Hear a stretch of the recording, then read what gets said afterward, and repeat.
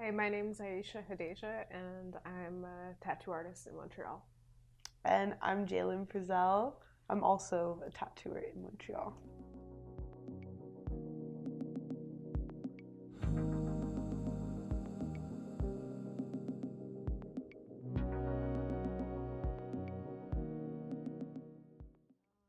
I think what inspired me to become a tattoo artist was I grew up in the Midwest in a predominantly white community, and I always felt like I wasn't, you know, I was always an outsider.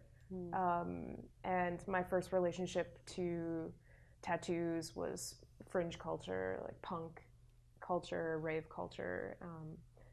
And through that, I met other people who felt marginalized for various reasons, and we sort of bonded. And I feel like early on, like when I was 13 or 14, this was like a time when some of my friends were getting into piercing and tattoos, and had apprenticeships and were looking for people to tattoo, and I felt like those were good opportunities. So I got my first tattoo at 16, um, and I can still remember that feeling of just like feeling like I'm part of a tribe and feeling like I'm connecting on a level that I couldn't explain at the time. Um, and then gradually over the years, I had more friends who got further involved. So I've always been on the fringes of the tattoo scene, the piercing scene, and always jumped at the opportunity to get a tattoo or to participate in that sort of way. And it didn't really dawn on me necessarily to be a part, like to become a tattoo artist. I'd always just been a creative person, and at some point these things just sort of fused together. People really liked my drawings and felt like they could translate into tattoos, and then eventually it just sort of manifested into me becoming a tattoo artist, I guess. I always knew that I would be an artist in some sort of way, but at the same time, I was kind of like that person who, I don't know, I had people telling me I was sensitive since I was at a young age. So I was like, how can I use my sensitivity, my artistic skill that I have, and like my own self expression to make other people happy and do something for this world? And when I saw tattooing, I was like, wow, this is so cool. Like, I would love, love, love to do that, but I was like, I don't know how I'm gonna get there. A huge part that inspired me was like tattooing becoming more of a part of mainstream society. My mom had been getting tattoos since I was young, so it was pretty normal to me, and I knew I wanted to be covered in tattoos someday. Um, so yeah, just all those mixtures of like, I feel like if you are a person that has empathy for other people, it actually can benefit you a lot in tattooing. You're helping someone express themselves, what they have on the outside, on the inside to the outside. And usually it's for a very personal experience. So um, both me and Aisha were biracial people. So I also grew up in a predominantly white environment, and almost to a point where I feel like I didn't get to be exposed to black people and black culture, even though it's something that everyone else identified me as. It just always felt like something that was missing.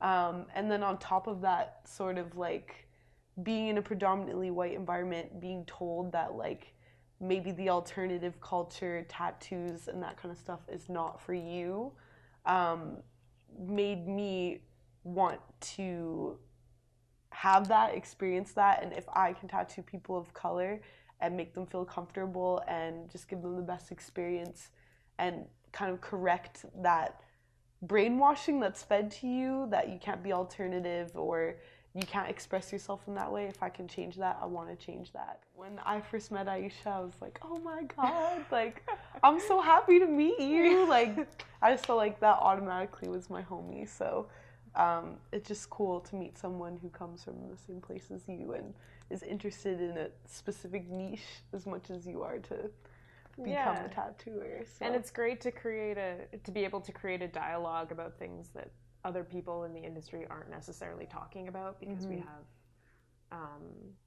these things that we're interested in putting out into the world.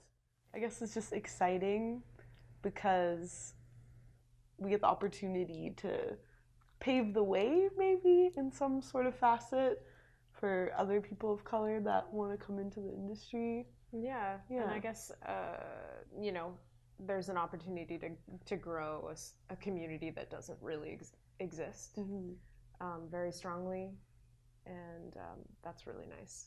Yeah. To interact with other people who are in the same industry, and we face the same challenges. So it makes it really nice when you're akin to other people. The ideas that we're sort of bouncing off of other people of color in the community are trying to create visibility and trying to take over the space a little bit. Yeah, and the kind of ideas too, because really when you are putting adornment on your body, you're representing yourself, who you are as a person, in symbolism or through experience. So if you have a different experience being a person of color, we get to bounce ideas off of each other of like imagery that's really meaningful to us, something that we want to have on our bodies forever, and just talking about that, sharing ideas. And also, of course, there's a history, even if there's not many of people of color in Western tattooing, there's a whole history of tattooing that involves people of color. So sharing that as well and getting ideas is something that we do. Yeah. And also, loosely talking about trying to create a legacy,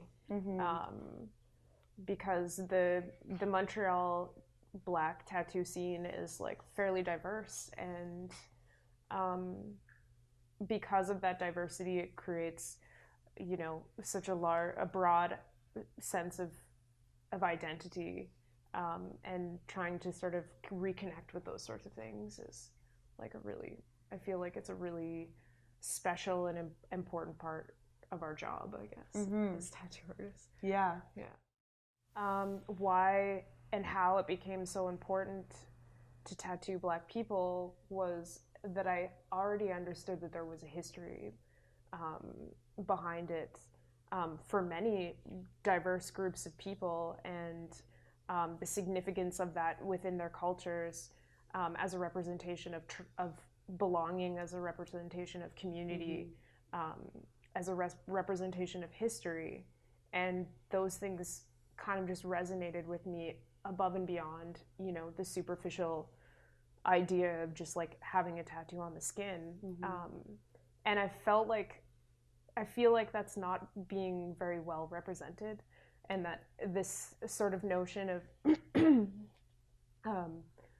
tattooing and tribalism, and I use tribalism loosely because that's probably not the most politically correct term, but that it wasn't embodying everybody. And I feel like it's so important to create a space for Black people to come and get tattooed, because that visibility needs to remain, especially like after a lengthy process of trying to strip these notions of community and culture away from the Black community. So there just it feels like there's an importance in kind of reappropriating what was something that was so vital to that culture and that community, and making it visible again, even if it's not necessarily the same as it was in the past, creating a contemporary version of that. Representation. Even if I can do like a portrait, not like a realistic portrait, but like I would love to do a realistic portrait, but like if I can do an image of a Black woman on a Black woman, like it's part of the reason why like me myself, I've chosen not to get a woman tattooed on me yet, because I haven't seen a lot of representations of a Black woman in tattoo imagery. So if you are able to do that for a person of color and put it on a person of color, I feel like that's a political act in itself. And so many of these tattoos that people of color choose to get in today's day and age and environment, they are actually like a political act, a political statement, and a really conscious action of expression. So Absolutely. yeah. It's about reclaiming and creating visibility, because I feel like there isn't that visibility, and I think that oftentimes the Black community is sort of on the fence in terms of whether or not it's okay to get a tattoo, to have a tattoo. Yeah. And I think what we do is we facilitate a space a safe space that people can come to and talk about tattoos and talk about their passion about tattoos, and be able to sort of translate that onto the skin for those people. So the biggest inspiration for me recently has been Sun Ra and the notion of Afrofuturism, which has been like a concept since the 60s. And I feel like there's no better time than now to sort of reinvent this notion of the Afrofuturist. So I like to play with this notion of like science fiction and Black imagery, as well as like things that are like older than that, like things that metaphysical or like mystical things like tarot and representations of imagery in cloth. Like I really love textiles, and when I was in university I did a lot of things with African textiles, and I always felt that those were very translatable. If you can wear them, then you can obviously wear those on your skin. And yeah, what else do you? Lots of exploitation stuff. Yeah, well, that's why me and Aisha are good homies. We're like different flavors, but we meet in the middle in a lot of ways.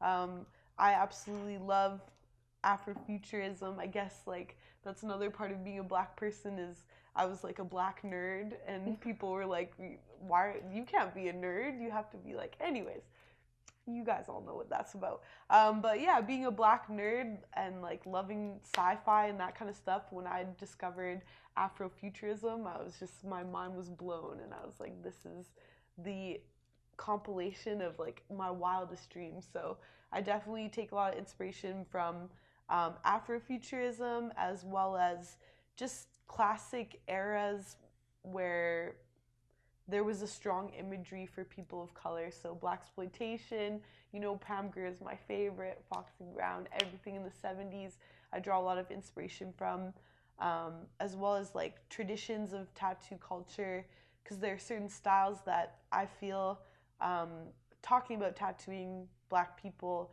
and people with a darker complexion, there are certain styles that when I see them, I'm like, that would look amazing on dark skin.